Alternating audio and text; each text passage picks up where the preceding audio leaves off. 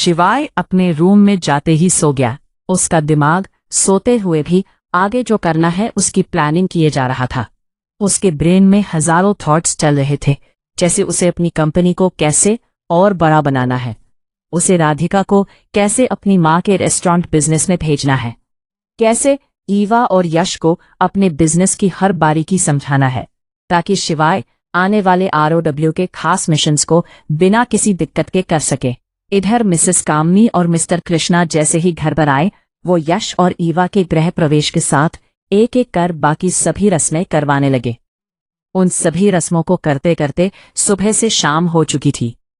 शिवाय की नींद जैसे ही खुली, वो अपने बेड से उठते ही रूम के बाहर गया। उसने अपने चेहरे पर हाथ फेरते हुए पीटर से कहा, पीटर, मुझे मेरी कॉफी ला कर दो। इतना कहते ही ईवा वहां आई, जिसने लाइट पिंक रंग की साड़ी पहनी हुई थी। उसने शिवाय को कॉफी देते हुए बोला, आपकी कॉफी रेडी है भैया। जैसे ही शिवाय उस आवाज को सुनता है, वो अपने चेहरे से हाथ हटाता है और उसे दिखाई देता है ईवा का एक बिल्कुल बदला हुआ रूप। उसे उस रूप में देख शिवाय को एक पल के लिए अपनी आंखों पर यकीन नहीं हुआ। उसने ईवा के हाथ से कॉफी का कप लेते हुए हैरानी के साथ उससे कहा, ये अनएक्सपेक्टेड चमत्कार कैसे हो गया? तुम इतनी कैसे बदल गई, वो भी कुछ घंटों में? उसके कहते ही ईवा हॉल की ओर कदम बढ़ाते हुए उससे कहने लगी, इंडिया आने से पहले मैंने इंडियन कल्चर के बारे में थोड़ी बहुत रिसर्च करी थी। उन आर्टिकल्स में बताया गया था कि साड़ी इंडियन वुमेन्स की सुंदरता को और भी बढ़ा देती है, प्लस दूसरे वेस्टर्न कपड़ों के जैसे उसमें बॉडी ओवरहीट भी नहीं होती। इसलिए मैंने डिसाइड किया है मैं सिर्फ ऑफिस में ही वेस्टर्न कपड़े पहनूंगी। शिवाय उस कॉफी की चुस्की लेते हुए हॉल में गया। वहाँ सभी लोग ईवा को इन बातों के लिए अप्रिशिएट कर रहे थे। वहाँ जाते ही शिवाय ने अपनी माँ से कहा, मॉम, क्या आप राधिका को रेस्टोरेंट बिजनेस के बारे में सब कुछ सिखा सकती है? इससे वो भी आपकी कुछ मदद कर पाएगी। शिवाय के कहते ही मिसेस कामनी उसे हाँ कह देती है। उसने अपने डैड के बारे में उनसे पूछा। उसके पूछते ही मिसेस कामनी उसे बताने लगी कि उसके पिता आते ही गोल्फ खेलने अपने दोस्तों के साथ चले गए। उनकी उन बातों को सुन शिवाय कुछ काम करने वापस अपने रूम में आ गया और आते ही लैपटॉप के सामने जाकर बैठ गया। अगली सुबह जैसे ही सुबह के 8 बजे शिवाय तैयार होकर एक फाइल के साथ हमेशा की तरह ऑफिस जाने के लिए निकलने लगा। तभी यश और ईवा सीढ़ियों के जरिए जल्दी जल्दी में एक बैग लेकर नीचे आए। वो जल्दी से शिवाय के सामने गए और उससे कहने लगे, शिवाय भैया, क्या आप हमें जाते जाते एयरपोर्ट छोड़ देंगे प्लीज? उनकी कहते ही शिवाय हाँ में अपना सिर हिलाता है। शिवाय जैसे ही ड्राइविंग सीट पर बैठा, वैसे ही यश और ईवा पीछे जाकर बैठ गए। शिवाय ने कार का गियर लगते हुए उनसे पूछा, क्या तुम दोनों चलने के लिए तैयार हो? उसके हाँ कहते ही शिवाय तेजी से एक्सेलरेट देता है, जिससे कार के पहिए स्पीड के साथ अपनी जगह पर घूमने लगे। ये देख ईवा डरते हुए यश के गले लगी और उससे पूछने लगी, ये भैया क्या कर रहे हैं? उसके पूछते ही यश ने बड़ी ही कैजुअली उससे कहा, कुछ नहीं, बस बहुत वक्त के बाद उनके हाथों में उनकी कार आई। जिस कार का यूज हम रशिया में करते थे उसे हमने वहीं से खरीदा था। टेक्निकली वो भाई की कार थी ही नहीं, उनकी पसंदीदा कार तो ये है। तुम्हें याद है जब तुम तेज स्पीड में कार भगाकर मुझे डराने की कोशिश कर रही थी और मैं तुम्हारे तेज कार चलाने से भी नहीं डरा था? उसके कहते ही ईवा कंफ्यूज होते हुए हाँ में अपना सिर हिलाने लगी। उसके सिर हिलाते ही यश उसे कस के अपनी बाहों में लेते हुए उससे कहने लगा, बस कुछ देर में तुम्हें मेरे ना डरने का रीजन समझ आ जाएगा। वो जैसे ही ये कहता है, शिवाय वैसे ही अपनी कार को तेज स्पीड के साथ भगाने लगा। देखते ही देखते उसने उसकी कार को 130 के पार कर दिया, वो भी मुंबई की सड़कों पर। पल में उसकी कार लेफ्ट जाती तो पल में राइट जाती।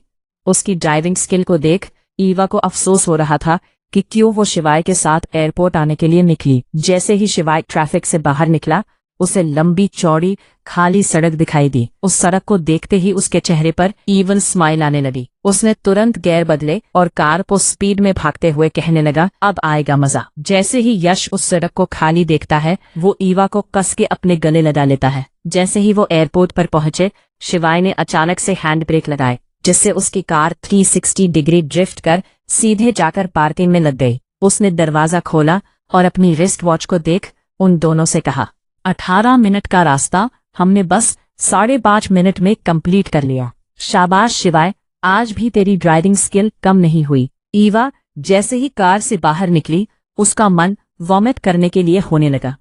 ये देखते ही शिवाय ने थोड़ा परेशान होते हुए अपने आप से कहा, लगता है जोश जोश में मैंने गड़बड़ कर दी। ईवा, क्या मैं डॉक्टर्स को बुलवाऊं?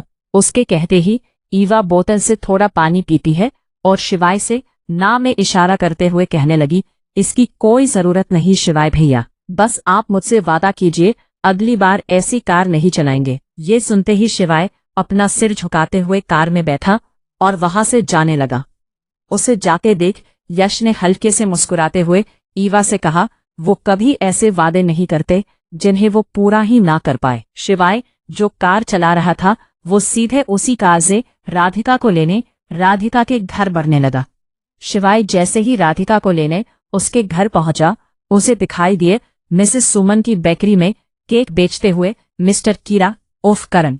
वो अपनी कार से उतरा और सीधे बेकरी के अंदर जाने लगा। जैसे ही दरवाजा खुला वैसे ही बेकरी में शिवाय को देख मिस्टर कीरा ने मुस्कुराते हुए उससे कहा, अरे शिवाय बेटा, आओ आओ, जरा ध्यान से इस बेकरी को देखो और बताओ मुझे बेकरी कैसी लग रही है। शिवाय ने चारों ओर देखते हुए थोड़ा सोचते हुए कहा, मुझे तो ये बिल्कुल पहले जैसे ही लग रही है, क्या आपने इसमें कोई बदलाव करा है? कीरा ने फ्रीजर से एक केक का पीस निकालते हुए शिवाय को देकर उससे कहा, शायद तुमने इस बेकरी की इससे पहले की हालत नहीं देखी है, चारों तरफ बस धूल और मिट्टी ही मौजूद थी। वो तो इंडिया में मुझे कोई काम धंधा नहीं था, इसलिए मैंने सोचा कि क्यों ना घर पर खाली बैठने से अच्छा इस बेकरी में नई जान डाल दी जाए। लो, इसे टेस्ट करके बताओ। शिवाय उनके हाथों से उस केक को लेता है और उनसे कहता है, शायद इस बेकरी की वो हालत मेरी ही वजह से हुई होगी। मैंने ही सासू मॉम को अपनी कंपनी की कैंटीन का काम सौंपा, जिसकी वजह से वो अपनी बेकरी पर ध्यान नहीं दे पाई, लेकिन उनकी प्रॉब्लम को जड़ से खत्म करने का मेरे पास और कोई रास्ता भी तो नहीं था। कोई बात नहीं शिवाय, तुम बस मुझे ये टेस्ट करके बताओ, बाकी सब मैं संभाल लूंगा, करण ने कहा। उनके ऐसा कहते ही शिवाय बिना ज्यादा सोचे उस केक का एक बाइट ले लेता है। उसका एक बाइट लेते ही उसे महसूस होता है कि मिस्टर करण ने उस केक में चीनी ही नहीं डाली है। अब ना तो वो उसे खा पा रहा था और ना ही करण के सामने उसे थूकने की कोशिश कर सकता था। वो इस प्रॉब्लम से बचने का रास्ता ढूंढ ही रहा था कि तभी उसे राधिका की आवाज आई, माँ मैं चलती हूँ, शिवाय किसी भी वक्त मुझे लेने आते ही होंगे। उसके ये कहते ही मिस्टर करण राधिका को बताने लगते हैं कि शिवाय इस वक्त उनकी बेकरी में मौजूद है। उस मौके को देखते ही शिवाय झट से उस बेस्वाद केक को डस्टबिन में फेंक देता है। जब मिस्टर करण शिवाय के हाथ में मौजूद केक को अचानक से गायब देखते हैं तो वो खुश होते हुए अपने आप को शाबाशी देते हुए कहने लगे, शाबाश करण, शाबाश, तेरे बनाए केक को खाने के बाद शिवाय भी अपने आप की उंगलियां चाटने से नहीं रोक पाया। जैसे ही वहां मौजूद राधिका ये सुनती है, वो हैरानी के साथ शिवाय को देखते हुए उससे पूछती है, क्या सच में आपने वो बकवास केक खाया? वो जैसे ही ये कहती है, शिवाय वैसे ही उसके पास गया और उसके मुंह पर हाथ रखते हुए वहां से दुम दबाते हुए निकलने लगा। ये सब देख करण ने मन ही मन मुस्कुराते हुए उसे देखकर कहा, कितना अच्छा जमाई मिला है मुझे, मेरी जरा भी बुराई बर्दाश्त ही नहीं कर सकता, ईश्वर सभी को ऐसा ही जमाई दे। शिवाय जैसे ही बाहर आया, उसने राधिका को कार में बिठाया और अपने मुंह में मौजूद केक को बाहर थूकते हुए कार में बैठकर उससे कहने लगा, जितनी जल्दी हो सके उतनी जल्दी अपने डैड को केक बनाना सिखा दो, वरना तुम्हारे कस्टमर्स को ऐसे ही बिना शुगर के केक खाने को मिलेंगे। अब अपना मुंह ठीक करने के लिए मुझे कुछ स्पेशल चीज चाहिए होगी। राधिका के लाल होठों को देखते हुए उसके करीब जाते हुए बोला। एस की ऐसी बातें सुन राधिका की धड़कनें तेज हो गई। जैसे जैसे शिवाय उसके करीब बढ़ रहा था वैसे वैसे वो अपनी आंखें बंद कर रही थी। ये देख शिवाय ने उसका सीट बेल्ट लगाया और कार को स्टार्ट करते हुए उससे कहने लगा, अब अपनी आंखें खोल भी लो मेरी प्रिंसेस, हर जगह रोमांस करना एस की फितरत नहीं। वो जैसे ही ये कहता है, राधिका अपनी आंखें खोलती है और शर्म के मारे इधर उधर देखने लगी। उसे ऐसा देख शिवाय ने उससे कहा, अगर तुम ऑफिस पहुंचते ही मुझे मेरी वो स्पेशल कॉफी दे दो तो शायद मेरे मुंह का स्वाद बदल जाए। ये सुनते ही राधिका शर्माते हुए अपना सिर हाँ में हिलाने लगी। शिवाय ने कार चलाते चलाते राधिका से कहा, मैंने मॉम से बात की है, वो तुम्हें रेस्टोरेंट बिजनेस के बारे में सब कुछ सिखा देंगी। जब मैंने पहली बार तुम्हारे हाथों का बना खाना चखा, मुझे उसी दिन समझ आ चुका था कि तुम इसीलिए बनी हो। अगर तुम मॉम का साथ दोगी तो किंग होटल की ब्रांचेस पूरे देश में फैल जाएंगी। अगर आप यही चाहते हैं तो मैं आपको पूरा सपोर्ट करूंगी। वैसे भी आपसे मिलने से पहले मेरी लाइफ के गोल अलग थे, पर अब से मेरे गोल भी आप, सोल भी आप जो कहेंगे मैं वो सब करूंगी। होने वाले पतिदेव। जैसे ही उसने शिवाय को छेड़ते हुए ये कहा, शिवाय के गाल शर्म के कारण लाल होने लगे। कुछ पलों में ही वो दोनों ऑफिस पहुंचे। वहां पहुंचते ही उन्हें दिखाई दिया उनके ऑफिस के बाहर मौजूद सिक्योरिटी गार्ड्स जमीन पर जख्मी हालत में पड़े हैं। शिवाय जैसे ही ये देखता है, वो अचानक से कार के हैंड ब्रेक लगाकर कार को ड्रिफ्ट करते हुए रोकता है और उसमें से बाहर निकलकर सीधे उन गार्ड्स की ओर भागने लगा। वो जैसे ही एक गार्ड के पास पहुंचा, उसने उसे उठाते हुए पूछा, किसने तुम लोगों की ये हालत की? यहाँ क्या हुआ? उसकी पूछते ही उस गार्ड ने बिल्डिंग के अंदर की ओर इशारा करते हुए उससे कहा, वो अंदर आपका इंतजार कर रहे हैं सर। इतना कहते ही वो बेहोश हो गया। शिवाय ने तुरंत उस आदमी की पल्स चेक की और राधिका से कहने लगा, मैं अंदर जाकर उसे देखता हूँ, तब तक तुम इन्हें हॉस्पिटल पहुंचाओ। एक बार फिर शिवाय की आंखों में वही गुस्सा दिख रहा था जो रशिया में गैंगस्टर्स का सामना करते वक्त उसकी आंखों में था। वो वैसे ही बिल्डिंग के अंदर पहुंचा। उसे ग्राउंड फ्लोर पर अपने सभी एम्प्लॉयज दिखाई दिए, जिनकी आंखों में बेहिसाब डर दिखाई दे रहा था। ऑफिस की हालत बहुत बुरी थी, जैसे मानो किसी ने जबरदस्ती घुसकर वहां तोड़फोड़ की। कुछ लोगों को चोटें भी आई हुई थी। पूरा ऑफिस डर के माहौल में जी रहा था। उन सभी का डर खत्म करने और फिर से उन सभी की आंखों में उम्मीद की रोशनी जगाते हुए शिवाय ने अपनी भरोसे से भरी आवाज में उन सभी से कहा, किसी को डरने की कोई जरूरत नहीं, किसी को कुछ नहीं होगा। मैं आ चुका हूँ। अगर बिल्डिंग में और कोई भी घायल है तो उसे एम्बुलेंस से हॉस्पिटल पहुंचाने की तैयारी करो। तब तक मैं उन लोगों को ठिकाने लगाकर आया। इतना कहते ही उसने अपना सूट उतारकर जमीन पर फेंका और वहां मौजूद एक लोहे की रोड उठाते हुए उनसे पूछने लगा, वो लोग मुझे कहाँ मिलेंगे? उसके कहते ही मोना ने उससे कहा, वो लोग आपके केबिन में आपका इंतजार कर रहे हैं। उसके ये कहते ही शिवाय अपने कदम लिफ्ट की ओर बढ़ाने लगा। तभी मोना ने चिंता करते हुए उससे कहा, उनमें से कुछ लोगों के पास गन्स हैं सर, प्लीज अपना ख्याल रखिएगा। जैसे ही लिफ्ट का दरवाजा बंद हुआ, सभी लोगों को शिवाय की आंखों में वो आग दिखाई दी जो आज तक उन्होंने उसकी आंखों में कभी नहीं देखी थी। एक एम्प्लॉय ने डरते हुए सभी से कहा, क्या इतना गुस्सा उन्हें हमारे लिए आ रहा है? मैंने कभी एसकेएस को इतने गुस्से में नहीं देखा। ऐसा लग रहा था जैसे आज वो उन लोगों की जान ही ले लेंगे।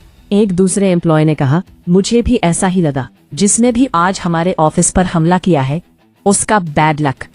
हमारे बॉस का गुस्सा झेलना हर किसी के बस की बात नहीं।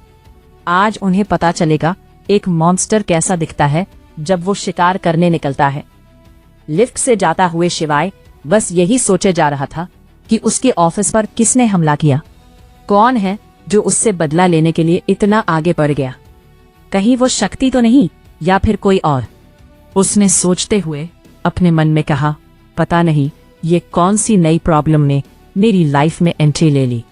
बस उसने एक गलती कर दी, मेरे लोगों पर हाथ नहीं उठाना चाहिए था। जैसे ही लिफ्ट का दरवाजा खुला, उसे दिखाई दिया कई सारे काले सूट पहने हुए लोग जिनके हाथों में हॉकी बैट और बेसबॉल बैट मौजूद थे। जैसे ही वो लोग लिफ्ट में मौजूद शिवाय को देखते हैं, उनमें से एक आदमी भूखे शेर के जैसे दहाड़ते हुए अपने सभी लोगों से कहने लगा, यही है वो एसकेएस, इसकी हड्डियां तोड़कर इसे बॉस के पास ले चलो। उसके ऐसा कहते ही वो सभी लोग शिवाय पर हमला करने के लिए उसकी ओर भागने लगे। उन्हें ऐसा अपनी ओर बढ़ता देख शिवाय ने अपने कदम लिफ्ट से बाहर निकालते हुए हीरो की तरह अपने हाथों की उंगलियां को चटकाया और अपनी गर्दन को दाएं बाएं करते हुए उन सभी से कहने लगा, बस इसी की कमी थी, बिजनेस हो गया, रोमांस भी हो गया, अब थोड़ा वायलेंस हो जाए। इतना कहते ही वो जोर से घुमाकर उस रोड से एक आदमी को मारता है, जिसके पड़ते ही वो आदमी धड़ाम कर जमीन पर गिर जाता है। उसे ऐसा गिरा देख सभी को शिवाय किसी साउथ मूवी का हीरो लग रहा था जो उनकी बैंड बजाने यहाँ आया हुआ था। शिवाय ने अपनी आस्तीन ऊपर करते हुए उन सभी के दिल में अपना डर भरते हुए उनसे कहा, तुम लोगों ने मुझे बस एक आम बिजनेसमैन समझकर रखा है, इसीलिए मेरे ऑफिस में आकर ऐसा हंगामा करने की तुम लोगों की हिम्मत हो गई। अगर मेरे पास्ट के बारे में जरा भी जानते तो कभी यहाँ आने की जरूरत नहीं करते। To be continued. कौन है वो लोग? क्या शिवाय इन सभी से अपने लोगों को बचा पाएगा? वो शिवाय के ऑफिस क्यों आए हैं? क्या शिवाय की वजह से उसका परिवार मुसीबत में पड़ने वाला है? जानने के लिए बने रहे नंबर 1 बिजनेसमैन के साथ। आगे की कहानी जानने के लिए बने रहे हमारे YouTube चैनल के साथ। लाइक करें, शेयर करें और सब्सक्राइब करें अभी। जैसे ही वो लोग SKS को देखते हैं, उनमें से एक आदमी भूखे शेर के जैसे दहाड़ते हुए अपने लोगों से कहने लगा, यही है वो SKS, इसकी हड्डियां तोड़कर इसे बॉस के पास ले चलो। उसके ऐसा कहते ही वो सभी लोग शिवाय पर हमला करने के लिए आगे बढ़ने लगे। उन्हें ऐसा अपनी ओर बढ़ता देख शिवाय ने अपने हाथों की उंगलियां चटकाते हुए अपनी गर्दन को दाएं बाएं कर उससे कहा, बस इसी की कमी थी। बिजनेस हो गया, रोमांस हो गया, अब थोड़ा वायलेंस भी हो ही जाए। इतना कहते ही वो जोर से घुमाकर अपने हाथ में मौजूद रोड से एक आदमी को मारता है, जिसके पड़ते ही वो जमीन पर धड़ाम से गिर जाता है। उसके जमीन पर गिरते ही सभी लोग SKS को शॉकिंग नजरों से देखने लगे। किसी ने इस चीज की उम्मीद नहीं की थी कि SKS उन पर हमला करेगा। शिवाय ने नीचे पड़े हुए बेसबॉल बैट को अपनी लात से मारा, जिसके पड़ते ही वो उछलकर उसके हाथों में आ गया। उसने बैट को घुमाते हुए सामने मौजूद गुंडों को देखकर उनसे कहने लगा, तुम्हें लगा था कि मैं एक आम बिजनेसमैन हूँ जिसे तुम मुट्ठी भर लोग खत्म कर दोगे, लेकिन अफसोस तुम लोग मेरे पास्ट के बारे में नहीं जानते। उसने अपने कदमों को आगे बढ़ाया और उन लोगों को गुस्से से जलती हुई अपनी आंखों से देखते हुए बोला, तुम लोगों की लड़ाई मुझसे थी, लेकिन इस लड़ाई में मेरी कंपनी को खींचकर तुमने जंग का ऐलान कर दिया है, और जब बात जंग की हो तो मुझे जीतने से कोई नहीं रोक सकता। इतना कहते ही वो बिजली के जैसे आगे बढ़ा और लेफ्ट राइट होते हुए उस बेसबॉल बैट से एक एक कर उन सभी गुंडों को मारने लगा।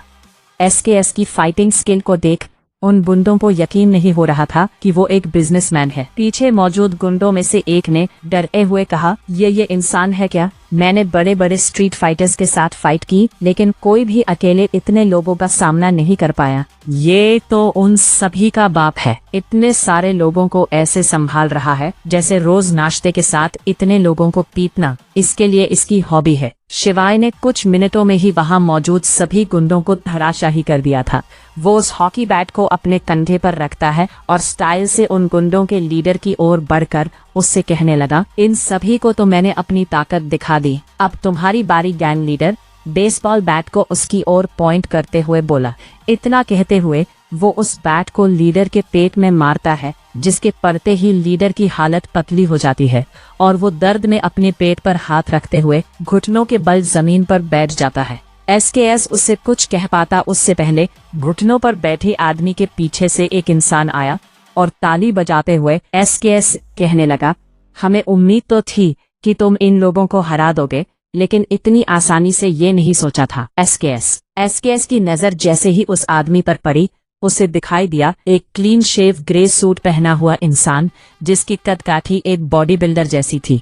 शिवाय ने सीरियस नजरों से उसे देखा और उसकी ओर बैट पॉइंट करते हुए उससे कहा, कौन हो तुम और मेरे ऑफिस में आकर ये सब करने का मैं क्या मतलब समझूं? उसके ऐसा कहते ही उसने अपना मोबाइल स्पीकर पर किया। मोबाइल के स्पीकर पर होते ही शिवाय को वही इंसान की आवाज सुनाई दी जिसने उससे रशिया में बात की थी और उसकी कार को उड़ा दिया था। फोन पर मौजूद इंसान ने उससे कहा, मैंने जितना सोचा था तुम उससे ज्यादा टफ हो, लेकिन हर इंसान की कोई न कोई कमजोरी होती है और तुमने खुद मुझे अपनी कमजोरियां बता दी, कार, बिजनेस और फैमिली। मैंने तुमसे तुम्हारी कार छीन ली, तुम्हारी कंपनी में आकर उसकी रेपुटेशन छीन ली। अब नेक्स्ट नंबर है तुमसे तुम्हारा प्यार छीनने का।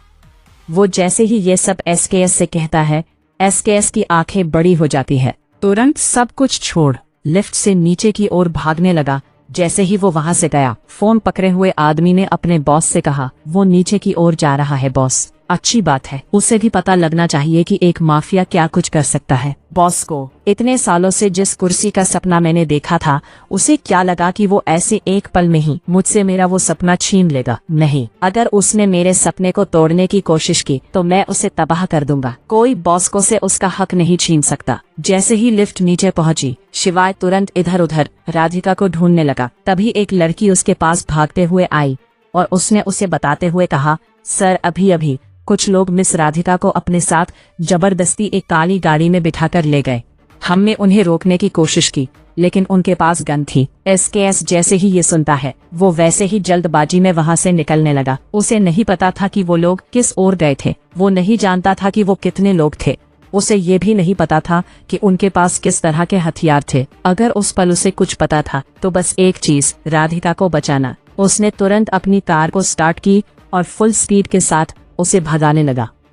गुंडों की कार में मौजूद उनके लीडर आसिम, जिसके चेहरे पर एक घाव का निशान था, उसने राधिका की खूबसूरती को देखते हुए उससे कहा, इतनी खूबसूरत बला उस बेकार से इंसान के साथ क्या कर रही है? मेरी बात मान और उसे छोड़ दो। वो किसी काम का नहीं। किसी भी कीमती हीरे को उस इंसान के पास नहीं रहना चाहिए जो उसकी हिफाजत नहीं कर सकता। ये सुनते ही राधिका ने उससे गुस्से के साथ कहा, अगर तुम अपने आप को इतना ही ताकतवर समझते हो तो तुमने मुझे तब क्यों किडनैप किया जब शिवाय मेरे पास नहीं थे? असल मायने में तुम लोगों के पास उनका सामना करने की हिम्मत ही नहीं है। ये सुनते ही आसिम ने गुस्से में आकर राधिका के जबड़े को पकड़ा और उससे कहने लगा, अगर ज्यादा जुबान चलाई तो यही तुझे इन भेड़ियों के सामने छोड़ दूंगा। जरा देख इन भूखे लोगों को तेरा क्या हाल करेंगे। ये तो बस ऊपर वाला ही जानता है। रही बात उस एसकेएस की, तो देखना तेरी ही आंखों के सामने मैं उसे खत्म करूंगा और वो कुछ नहीं कर पाएगा। वो जैसे ही ये कहता है, वैसे ही अचानक से उसकी कार चला रहे गुंडे ने जोर से ब्रेक मारा। अचानक से ब्रेक लगने की वजह से आसिम ड्राइवर पर गुस्सा करते हुए कहने लगा, ये क्या कर रहा है बेवकूफ, देखकर गाड़ी नहीं चला सकता क्या? तभी उन्हें कार के विंडशील्ड से दिखाई दिया, सामने से एक इंसान हीरो के जैसे अपनी कार से बाहर निकल रहा है। उसकी व्हाइट शर्ट पर खून के ढेर सारे दाग लगे हुए थे। धूल के कारण किसी को भी उसकी सूरत ठीक से दिखाई नहीं दे रही थी। राधिका उस इंसान के चलने के तरीके से ही समझ गई कि उसे बचाने शिवाय आ चुका है। वो उन गुंडों से कहने लगी, वो आ गए मुझे बचाने के लिए। ये सुनते ही आसिम कार से बाहर निकला और उनकी ओर बढ़ रहे शिवाय को देख उससे कहने लगा, अगर अपनी जान बचाना चाहता है तो चुपचाप यहाँ से चले जा लड़के, वरना तेरे साथ इस लड़की की लाश भी यही मुंबई की गलियों में पड़ी मिली होगी। उसकी उन बातों को सुन शिवाय ने गुस्से के साथ उससे बोला, तुम मुझसे मेरा पैसा छीन सकते हो, मेरी पसंदीदा कार छीन सकते हो, मेरी कंपनी भी मुझसे छीन सकते हो, लेकिन अगर मेरे परिवार और प्यार की ओर उंगली उठाने की कोशिश की तो मैं तुम्हें खत्म कर दूंगा। जैसे ही शिवाय ने गुस्से में ये कहा, आसिम ने अपने सभी आदमियों को शिवाय को मारने के लिए भेज दिया। शिवाय ने अपने हाथ में मौजूद बैट कस के पकड़ा और उनकी ओर भागने लगा। उसकी आंखों में मौजूद गुस्सा साफ देखा जा सकता था। वो इतना ज्यादा गुस्से में था कि इस वक्त अगर उन लोगों को मारते मारते उसका हाथ भी टूट जाए तो उसे फर्क नहीं पड़ेगा। जैसे ही वो गुंडे इस पर हमला करते हैं, वो लेफ्ट राइट होते हुए उन पर उस बैट से हमला करता है।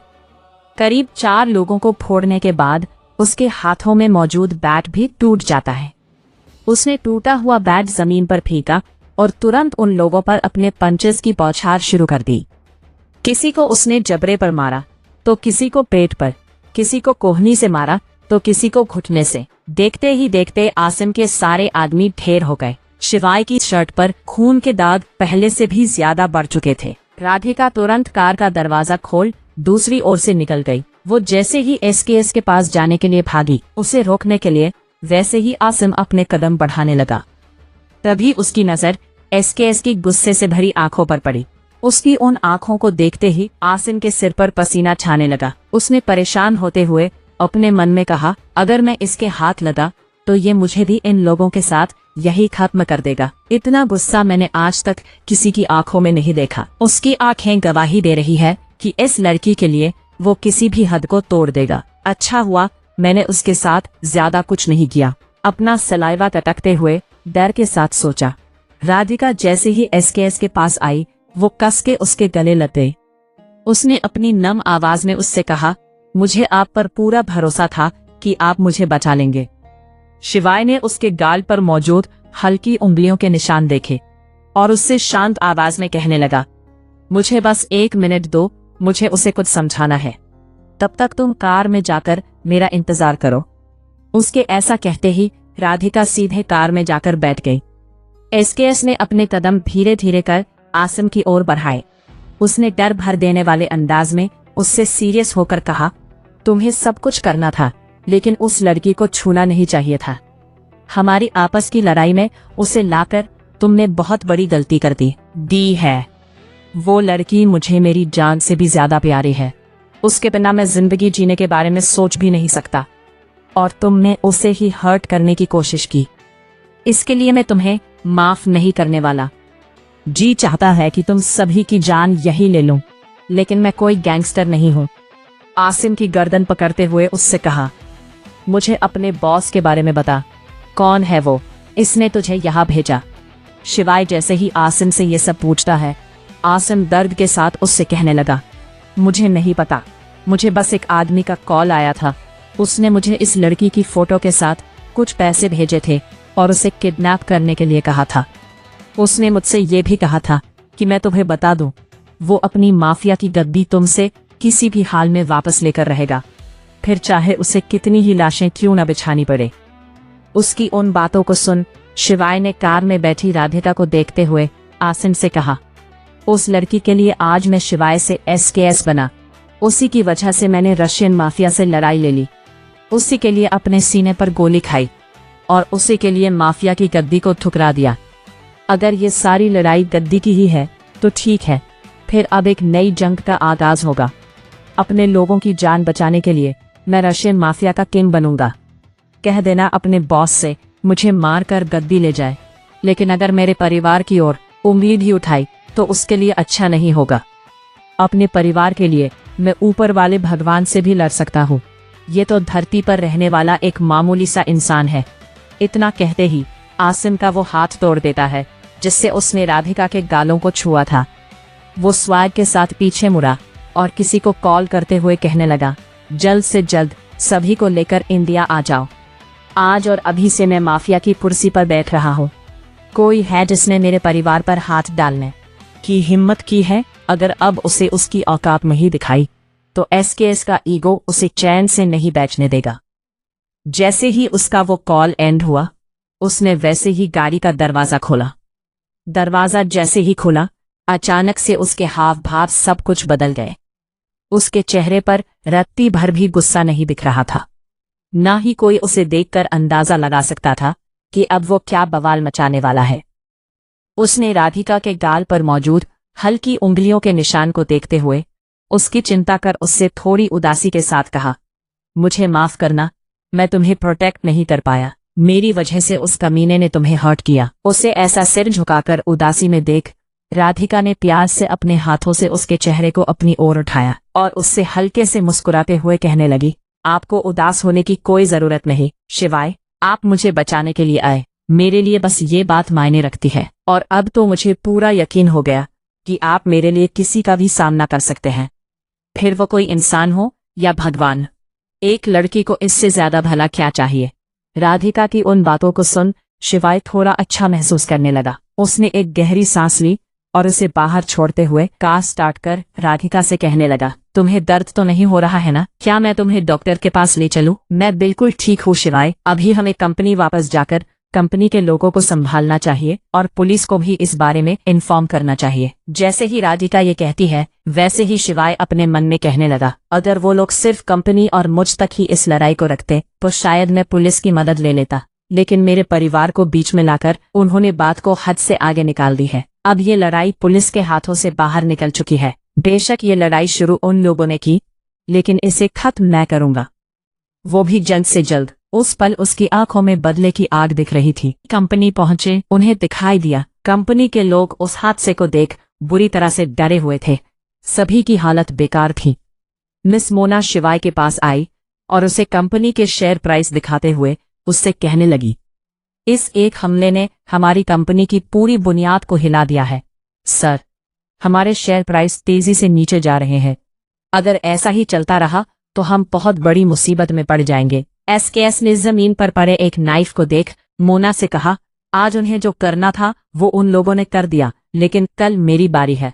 जो भी मेरी कंपनी की ओर आंख उठाकर देखेगा मैं उसकी जिंदगी नर्क बना दूंगा। उस पल एसकेएस के उस बदले बर्ताव को देख राधिका ने अपने मन में कहा, मुझे पता था कि मेरे लिए आप जरूर रशियन माफिया की गद्दी पर बैठने के लिए तैयार हो जाएंगे। मैं जानबूझकर उन लोगों के साथ गई ताकि आपको एहसास हो कि रशियन माफिया की गद्दी पर ना बैठकर आप हम सभी को कितने बड़े खतरे में डाल रहे हैं। इस देश और हमारे सुनहरे भविष्य के लिए आपको उस गद्दी पर बैठना ही होगा। शिवाय भले ही आपको मैं मतलबी लगूं, लेकिन इसी में हम सबकी भलाई है। आपकी मदद से अंडरवर्ल्ड के सभी गुमनाम चेहरे मेरे सामने आ जाएंगे, जो अपनी पहचान छुपाकर इस देश पर गुंडा राज फैला रहे हैं। बस एक बार आप रशियन माफिया की कमांड संभाल लें, उसके बाद इंडिया में मौजूद सभी माफिया और उस ब्लैक डेविल का पर्दा अपने आप फाश हो जाएगा। न जाने कितने लोगों को मौत के घाट उतारने वाला वो ब्लैक डेविल आज भी इस देश में एक आम आदमी की लाइफ बिता रहा है। कोई भी गैंगस्टर उसके खिलाफ गवाही नहीं देना चाहता। यहां तक अभी भी डिपार्टमेंट के पास उसकी एक तस्वीर तक नहीं है। बहुत जल्द हमारा आमना सामना होगा ब्लैक डेविल, बस तैयार रहना मेरी गन में मौजूद बुलेट खाने के लिए। कुछ घंटों के बाद ऑफिस की हालत फिर से एक बार पहले जैसी होने लगी थी। सभी लोग अपने अपने काम पर दोबारा लग चुके थे, लेकिन एसकेएस के दिमाग में भरा तूफान अभी तक शांत नहीं हुआ था। भले ही वो राधिका के सामने शांत दिख रहा था, लेकिन उसके दिमाग में अभी भी अपने एम्प्लॉइज का वो डरा हुआ चेहरा दिखाई दे रहा था, जो उसके गुस्से को और भी ज्यादा बढ़ा रहा था। उसे परेशान देख राधिका उसके लिए कॉफी लाने के लिए चली गई। उसके जाते ही शिवाय ने अपने मन में कहा, अगर मिसेस सुमन को पता चला कि मैं रशियन माफिया की गद्दी पर बैठ चुका हूं, तो शायद वो राधिका को मुझसे दूर कर दे, और मैं ऐसा नहीं चाहता। लेकिन अभी सबसे ज्यादा जरूरी है उन सभी को सुरक्षित करना। मुझे कुछ भी करके राधिका और उसके मॉम डैड को अपने साथ अपने घर पर रखना होगा। तभी राधिका कॉफी लेकर अंदर आई और उसे कॉफी देते हुए कहने लगी, आप फिक्र मत कीजिए शिवाय, मैं आपके हर फैसले में आपके साथ खड़ी हूँ। ये सुनते ही एसकेएस ने उसके हाथों से उस कॉफी को लिया और अपने मन में कहा, आई एम सॉरी, मैं जानता हूँ कि मेरे इस डिसीजन से हम दोनों की लाइफ में बहुत सी प्रॉब्लम्स आने वाली है, लेकिन इसके बावजूद मैं वादा करता हूँ किसी को कुछ नहीं होने दूंगा। राधिका ने परेशान एसकेएस के कंधों को हल्के से दबाते हुए उससे कहा, आप ज्यादा टेंशन मत लीजिए शिवाय, सब कुछ ठीक हो जाएगा।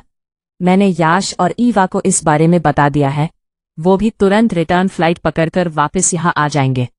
एसकेएस ने कॉफी का एक सीप लेते हुए सामने मौजूद एलईडी डिस्प्ले में देखते हुए उससे कहा, फिलहाल अभी हमें बस एक चीज पर अपना सारा फोकस रखना होगा, हमारे गिरते हुए शेयर प्राइस पर। क्या तुम मेरी एक बात मानोगी? कुछ दिनों के लिए अपने परिवार के साथ मेरे घर पर रहने आ जाओ, इससे मैं अपना सारा फोकस अपने काम पर लगा पाऊंगा। एसकेएस जैसे ही ये कहता है, वैसे ही राधिका उसे हाँ में सिर हिलाकर इशारा करती है। उसके इशारा करते ही शिवाय एलईडी स्क्रीन की ओर देखते हुए उस अनजान फोन कॉल वाले आदमी को याद कर अपने मन में कहने लगा, तुम जो भी हो, अब और ज्यादा वक्त तक मेरे हाथों से नहीं बच सकते। ये शिवाय कृष्णा स्वामी का वादा है और पूरी दुनिया जानती है एसकेएस अपने वादे का कितना पक्का है। To be continued. क्या शिवाय राधिका और अपने परिवार को बॉस्को से बचा पाएगा? क्या होगा जब मिसेस सुमन को पता लगेगा कि शिवाय फिर से रशियन माफिया की गद्दी पर बैठ गया? क्या शिवाय और राधिका एक होने से पहले ही बिछड़ जाएंगे? जानने के लिए बने रहिए नंबर 1 बिजनेसमैन के साथ।